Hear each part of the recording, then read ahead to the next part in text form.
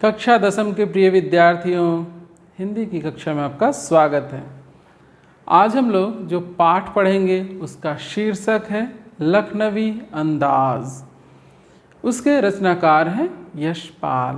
तो आज मैं यशपाल जी के संबंध में ही बात करूंगा। इस कक्षा में आज हम लोग लेखक परिचय प्राप्त करेंगे, अर्थात यशपाल के संबंध में जानेंगे। यशपाल प्रेमचंदोत्तर जो योगीन कहानी है, कथा है, उसके ये प्रमुख कथाकार माने जाते हैं। अर्थात ये प्रेमचंदोत्तर योगीन एक प्रमुख कथाकार हैं। इनका जन्म 1903 में पंजाब के फिरोजपुर छावनी में हुआ था। स्थान का नाम है फिरोजपुर छावनी। तो वहाँ इनका जन्म हुआ था।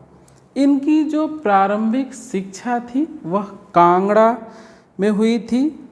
उसके बाद वे लाहौर के नेशनल कॉलेज से इन्होंने बीए किया। अर्थात ये उस समय की घटना है जब देश आज़ाद नहीं हुआ था, हमारा देश अलग अलग नहीं हुआ था। अर्थात उस समय तक लाहौर हमारे देश का ही भाग था। तो वहाँ के नेशनल कॉलेज से उन्होंने बीए की पढ़ाई की। वहाँ उनका परिचय भगत सिंह और सुखदेव से हुआ। ये बचपन से ही क्रांतिकारी आंदोलन से जुड़ गए थे।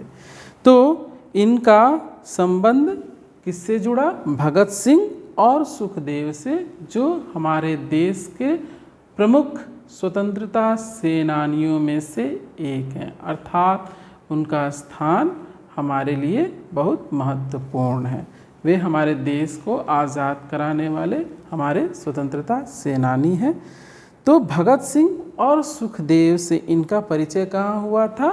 बीए की पढ़ाई करते हुए। अर्थात छात्र जीवन से ही ये क्रांतिकारी आंदोलन से जुड़ गए थे। स्वाधीनता संग्राम की क्रांतिकारी धारा से जुड़ाव के कारण इन्हें कई बार जेल जाना पड़ा था। अर्थात ये कई बार जेल जा चुके थे। किस लिए?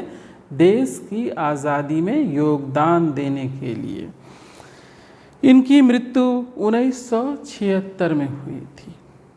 यशपाल की रचनाओं में आम आदमी के जो सरोकार हैं, जो उनके प्रयोजन हैं, जो लगाव हैं, उसकी उपस्थिति हमें देखने को मिलती है। यानी आम आदमी की जो समस्याएं हैं, आम आदमी की जो बातें हैं, उनकी समस्याएं हैं, वे अपनी रचनाओं में उन्होंने उसको स्थान दिया है। ये यथार्थवादी शैली के विशिष्ट रचनाकार हैं। सामाजिक विषमता, आज हम लोग देखते हैं समाज में कितनी तरह की विषमता व्याप्त है। कई आप देखेंगे ऊंच नीच है, जाति पाति का बंधन है, सामाजिक रूढ़ियाँ हैं, आप देखते हैं धार्मिक भेदभाव हैं। ये सब विषमताएं हमें क्या इन्होंने इन सब पर प्रखर प्रहार किया है। उन सारी चीज़ों को अपनी रचनाओं में स्थान दिया है।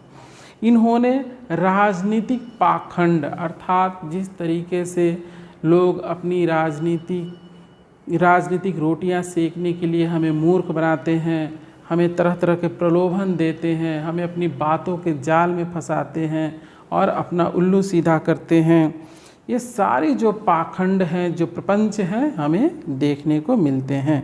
और इसके साथ साथ जो रूढ़िवादी विचारधारा हमारी है, जो पुरानी सोच है, जिसका कोई वैज्ञानिक आधार नहीं है, जो हमारे समाज को पतन के गर्त में ले जाती है, हमारे समाज को, हमारे जीवन को पतनशील बनाती है, हमें आगे बढ़ने से रोकती है, उन सब चीज़ों का जो मुखर स्वर है इनकी रचनाओं में हमें देखने को मिलता है।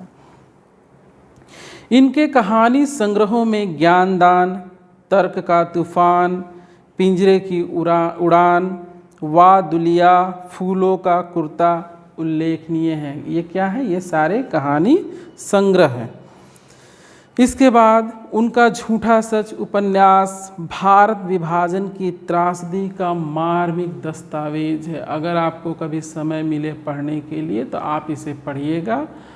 आप इस उपन्यास में देखिएगा कि किस तरीके से जो हमारे देश का विभाजन हुआ था और उस विभाजन के बाद जो त्रासदी हुई थी उसका जीवंत और मर्मस्पर्शी वर्णन आपको इस उपन्यास में देखने को मिलेगा।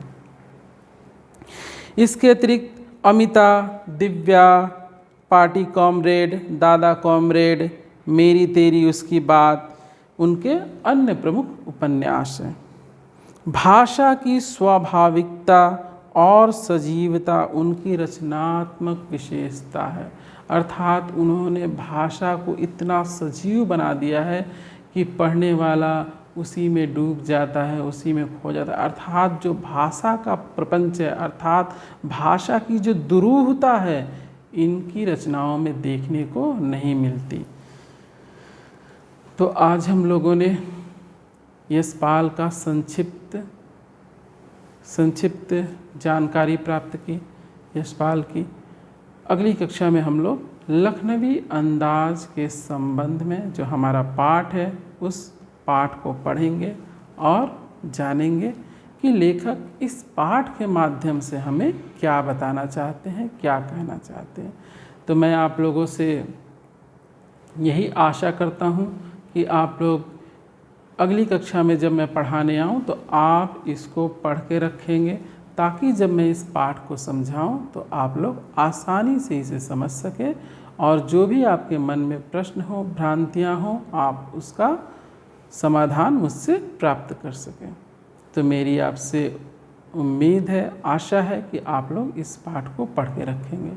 तो मिलते हैं अगली कक्षा में और पढ़ते हैं लखनवी अंदाज़।